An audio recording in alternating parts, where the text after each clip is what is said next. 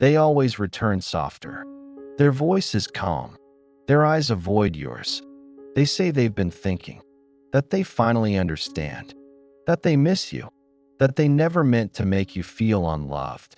And for a moment, something in you melts because you always wanted this.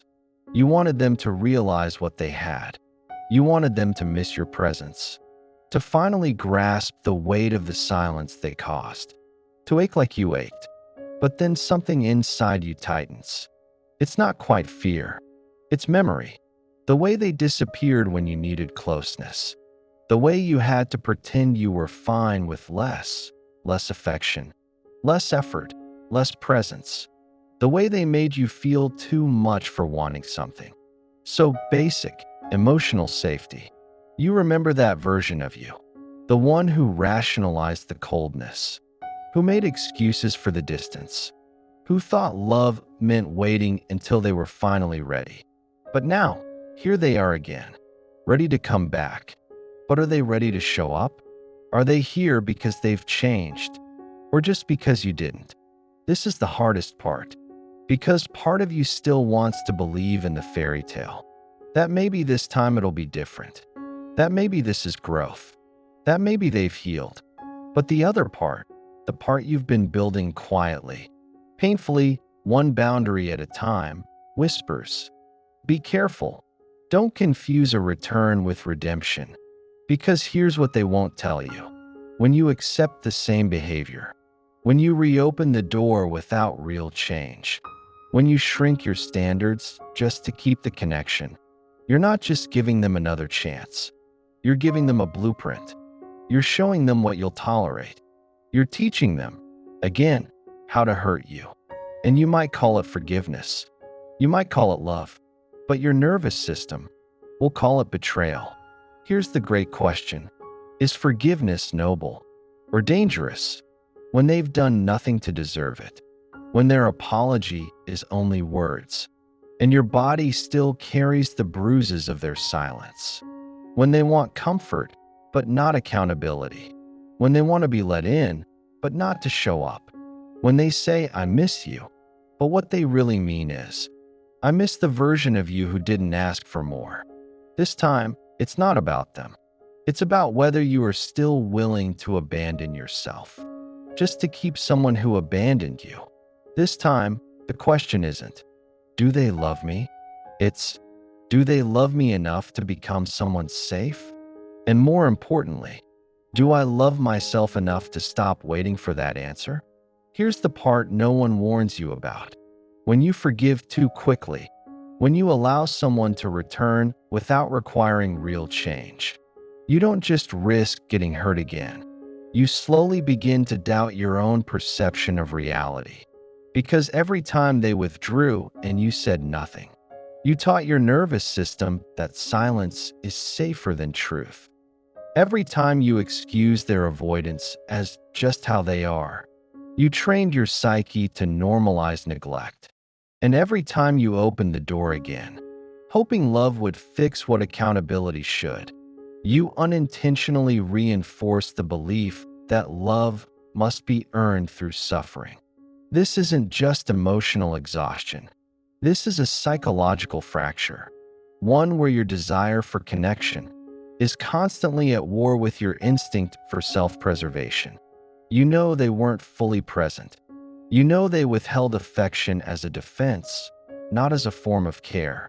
You know that they didn't apologize, not until you pulled away. And yet, part of you still wants to try again. Why? Because somewhere in your upbringing, you were taught to trade authenticity for attachment. To be lovable, you had to be less inconvenient, less emotional, less needy. This is where Carl Jung's shadow work becomes so important. Jung said, until you make the unconscious conscious, it will direct your life, and you will call it fate. You're not just choosing this person out of love. You're repeating a pattern that your unconscious mind equates with safety. The avoidant dynamic feels familiar because it mirrors your earliest experiences. Maybe you had to earn love by proving yourself.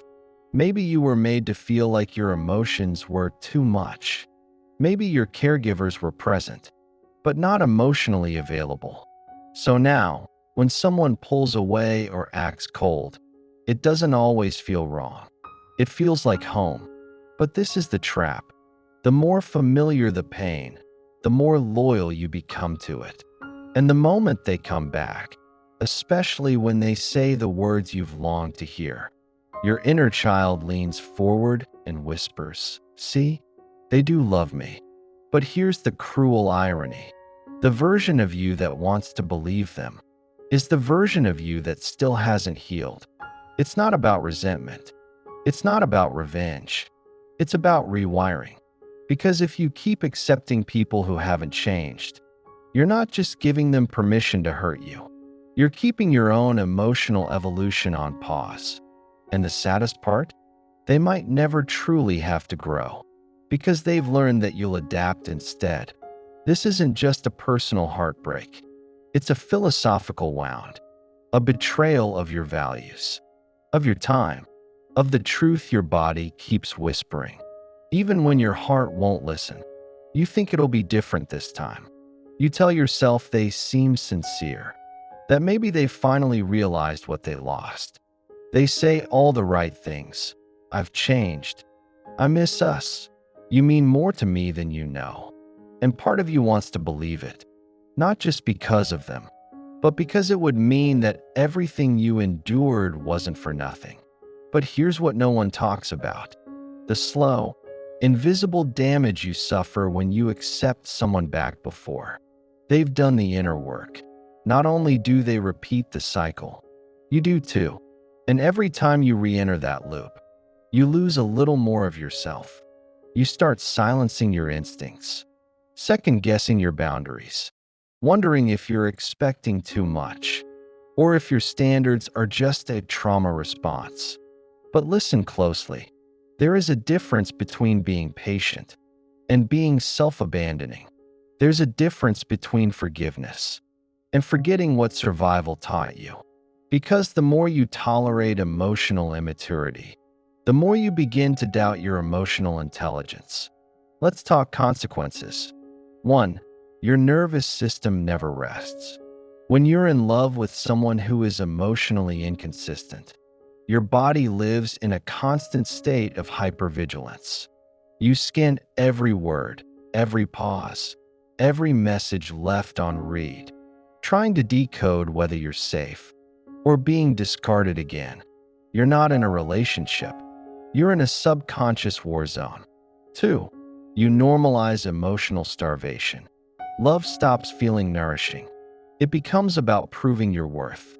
You bend, contort, rationalize, all to keep someone who still doesn't meet you halfway. And you call that loyalty. But really, it's a trauma bond wrapped in romantic hope. 3. You teach them how little they need to grow. This one's hard to swallow, because the truth is, many avoidants don't actually fear intimacy. They fear accountability within intimacy. And when you take them back after breadcrumbing, gaslighting, or emotional unavailability, they don't feel inspired to change. They feel validated in avoiding change. They think, "I can hurt you, and still, you'll return." And the longer you stay in that cycle, the harder it becomes to see your own value clearly. It's like emotional erosion. You look in the mirror and don't even recognize the person tolerating this version of love. And here's the brutal paradox. The more compassion you offer to someone unwilling to grow, the less compassion you seem to offer yourself. You forgive them repeatedly, but you criticize yourself constantly. You blame yourself for not leaving sooner, for not seeing the signs, for holding on to potential instead of reality.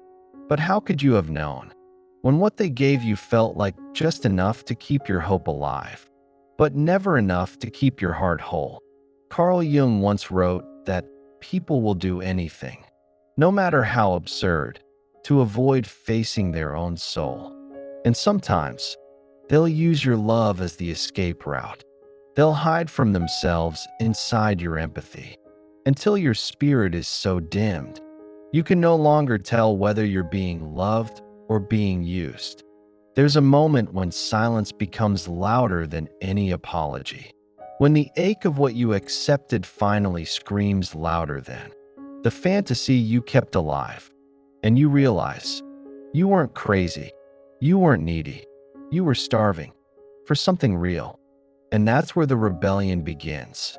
Not in a dramatic goodbye, not in slamming doors or long texts they'll never really read, but in a quiet, holy moment where you say, "No more." You see, healing after someone repeatedly hurts you isn't just about walking away. It's about reclaiming your response to pain. It's about choosing what kind of story your nervous system learns to tell itself from now on. Not, "I need to earn love," but "Love should feel safe." Not, "If I just communicate better, they'll see my worth." But "My worth is not up for negotiation." Breaking free isn't about hating them. It's about loving yourself enough to stop shrinking for people who only understand love and absence. It's about grieving not just them, but the parts of you that clung to hope like a lifeline. The part that believed if you just held on tighter, they'd finally come around. Let that version of you rest now. She fought hard. She carried dreams that were never reciprocated. She gave grace even while bleeding. But now she deserves peace. This is where you begin the quiet rebellion. The one where you stop making excuses for red flags. Where you stop translating neglect into mystery and absence into depth. Where you stop calling inconsistency trauma and finally call it what it is: emotional immaturity. It might feel empty at first because your body is used to the spikes, the highs of their sudden affection, the lows of their silence. You mistook the adrenaline for chemistry, but it was chaos, disguised as love. And now your nervous system is detoxing. So let it detox. Let yourself feel the anger, the grief, the loneliness. But don't confuse those feelings with regret. You didn't lose them. You released the illusion. You are not hard to love. You are hard to manipulate. You are hard to confuse. You are hard to string along. When you finally remember who you are. So start remembering. Real love doesn't punish your vulnerability. It holds it. It doesn't ghost when you get close. It leans in. It doesn't confuse silence with strength. It communicates, even when it's hard. And if someone cannot do that, they are not your mirror. They are your lesson. A lesson in where you stop bleeding to prove you're enough. A lesson in where you choose self-respect over emotional nostalgia. A lesson in where you stop handing out second chances to people who keep showing you the same first wound. Jung said that until you make the unconscious conscious, it will direct your life and you will call it fate. But not this time. This time, you choose to name the pattern, to feel the wound, to interrupt the cycle, even if it breaks your heart in the process. Because that heartbreak, it's just your soul shedding old skin. You thought the final stage would be bitterness, but it wasn't. It was clarity. You thought letting go would feel like loss, but it didn't. It felt like remembering yourself. This is the truth you were never taught. That when you tolerate pain in the name of love, you end up betraying yourself in the name of hope. That forgiveness is not the same thing as permission. That compassion doesn't mean you stay, and healing doesn't mean you invite them back in. It took you years to realize that every time you allowed it, every time you gave them another chance after another disappointment, you were silently showing them, "This is what I'll accept." But now, you're showing something else. "I am no longer available for relationships that confuse my nervous system." You don't hate them. You've simply outgrown the survival pattern of interpreting chaos as love. You've outgrown being the one who always understands, always bends, always waits. You've outgrown the belief that your love can fix someone who doesn't believe they're broken. You've outgrown the story where you teach someone how to treat you instead of choosing someone who already knows. So here's the ultimate truth. You were never too much. You were never too emotional, too needy, or too sensitive. You were just asking the wrong person to meet you in your depth. Someone who could only wade in the shallow. They needed someone who wouldn't notice their distance. You noticed everything. They needed someone who'd call silence strength. You heard it as abandonment. They needed someone who didn't require consistency. You were consistency. That's why they ran. Not because you were unlovable, but because you were the mirror. And some people can't face their own reflection. But the gift? You faced yours. You looked at the wounded part of yourself that kept waiting to be chosen. And you chose her. You stopped waiting for closure. And you became the closure. You stopped waiting for an apology and gave yourself the compassion you'd been begging for. You stopped hoping they'd change. And instead, you did. This isn't about revenge. It's about resurrection. The resurrection of the parts of you that forgot how powerful it is. To walk away from what doesn't grow you. To say no more, not out of anger, but alignment. To no longer audition for love.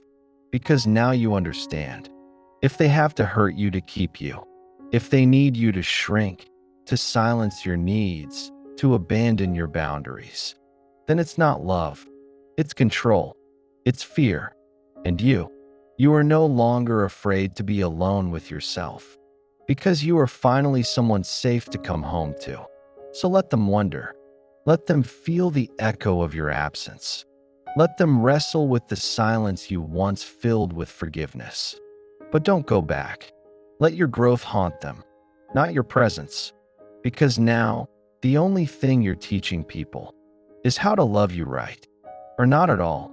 And if you've ever been made to feel like your voice didn't matter, like your love was too much, too intense, too inconvenient, know this.